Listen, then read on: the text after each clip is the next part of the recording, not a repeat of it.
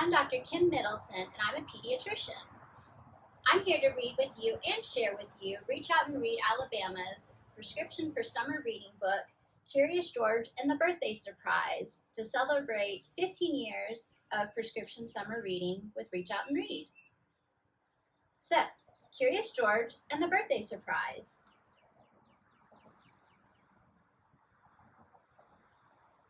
This is George. He was a good little monkey and always very curious.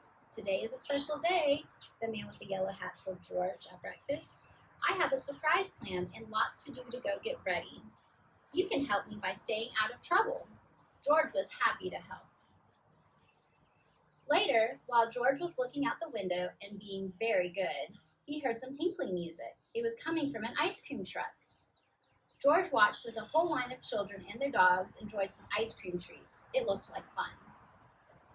But when the ice cream truck moved on, George forgot all about staying out of trouble and went to find some fun of his own.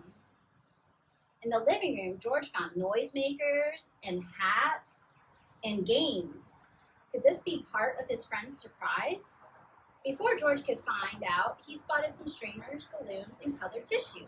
He could not resist. Decorating was easy for a little monkey. Still, George was curious about the surprise, and what was that good smell coming from the kitchen? George followed his nose. It was cake, and it looked as good as it smelled. All it needed was frosting. George had seen his friend make frosting before, but today his friend was busy. Maybe George could help. He could frost the cake himself. First, George put a bit of this in the mixing bowl. Next, he added a bit of that. Then he turned the mixer on. The frosting whirled around and around. It was whirling too fast, but when George tried to stop the mixer, it only went faster and faster and faster. George lifted the beaters out of the bowl. Frosting flew everywhere. Poor George. He did not mean to make such a mess. He had only wanted to help. Now how could he clean up the sticky kitchen? Just then, George heard the tinkling music again. The ice cream truck was coming back up the street, and George had an idea.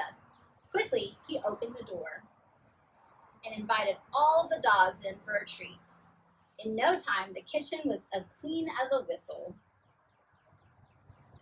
When the dogs finished their snack, George took them back outside. The ice cream truck was still there, and so was his friend.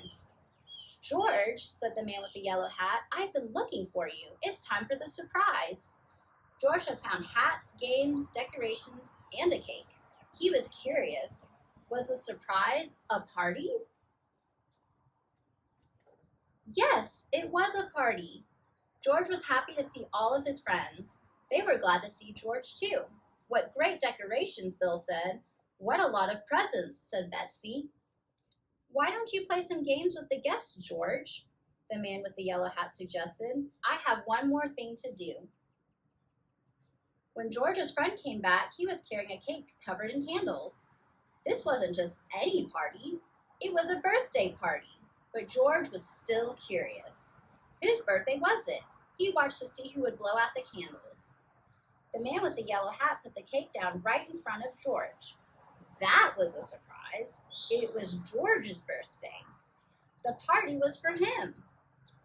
Everyone sang happy birthday. Then George took a deep breath and made a wish.